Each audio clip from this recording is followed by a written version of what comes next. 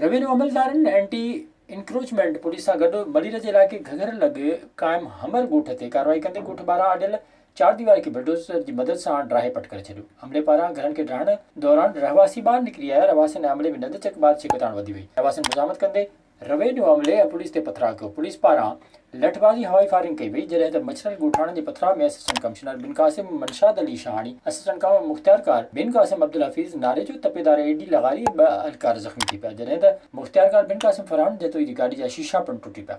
इलाइक़ो मैदान जंग में तब्दील थियो। रहवासियुनि जे सख़्त मुज़ाहमत बाद रेवेन्यू अमलो कार्रवाई अध में छॾे वापसि हले वियो। ज़ख़्मियुनि खे अस्पताल ॾिनो वियो।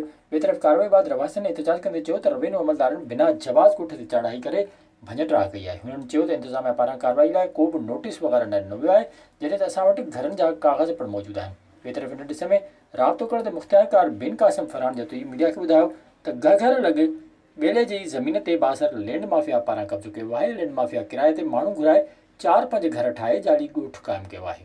विज़िट कयो अवामी आवाज़ मीडिया ग्रुप जी वेबसाइट awamiawaz.pk।